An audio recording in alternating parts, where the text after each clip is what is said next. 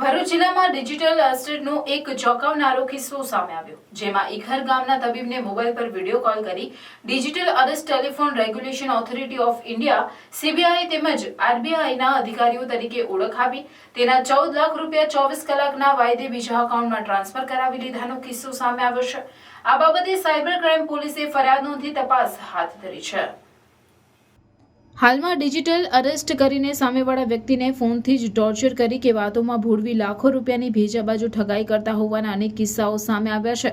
ત્યારે ભરૂચ જિલ્લામાં આવો જ ડિજિટલ અરેસ્ટનો કિસ્સો પ્રકાશમાં આવ્યો છે, જેમાં ભરૂચના ટંકારિયા ગામમાં રહેતા અને ઇખર ગામે ખાનગી પ્રેક્ટિસ કરતા તબીબ AM બશીર અહેમદ ઇબ્રાહિમ મનમનના મોબાઈલ પર સપ્ટેમ્બર મહિનામાં એક વ્યક્તિનો કોલ આવ્યો હતો, જેમાં તેણે પોતાનું નામ રાહુલ કુમાર હોવાનું તેમજ તે પોતે ટેલિકોમ રેગ્યુલેટરી ઓથોરિટી ઓફ ઇન્ડિયાના અધિકારી હોવાનું જણાવ્યું તરીકે ઓળખ આપી। તેમાં તેમણે તબીબના આધાર કાર્ડ પર જે મોબાઈલ નંબર ચાલુ છે તેની તમામ સેવાઓ બંધ થઈ જશે અને તેમના નામ પર મુંબઈમાં ખરીદેલા સિમ કાર્ડનો નંબર કેનેરા બેંકના એકાઉન્ટમાં લિંક કરવામાં આવ્યો છે, જેનાથી 6.80 કરોડ રૂપિયાની હેરાફેરી થઈ છે અને તેના બદલામાં તેમને 68 લાખ રૂપિયા મળ્યા છે। આ સાંભળતા જ તબીબ ગભરાઈ ગયા હતા, જેથી તેમને કોલ કરનાર વ્યક્તિને તમામ વિગતો આપી દીધી હતી। ત્યારબાદ તેણે હવે તમારી પર અંધેરી પૂર્વના સીબીઆઈ હેડક્વાર્ટર્સ અધિકારી પ્રદીપ સાવંતનો કોલ આવશે તેમ કહી કોલ કાપી નાખ્યો હતો।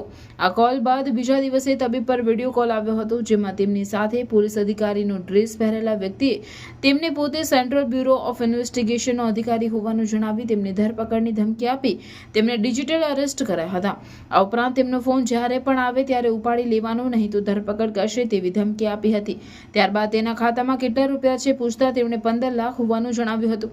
બીજા દિવસે પુનઃ ફોન કરી કેસની તપાસ ચાલુ હોય 24 કલાક માટે તેમના ખાતામાંના રૂપિયા તેમણે આપેલ ખાતા નંબરમાં જમા કરવા જણાવ્યું હતું, તેમજ તપાસ પૂરી થયેલી 24 કલાકમાં તેમના રૂપિયા પરત મળી જશે તેમ જણાવતા તબીબે ડરના મારી કશું વિચાર્યા વગર તેમના ખાતાના 14 લાખ રૂપિયા તેને આપેલ એકાઉન્ટમાં ટ્રાન્સફર કરી આપ્યા હતા।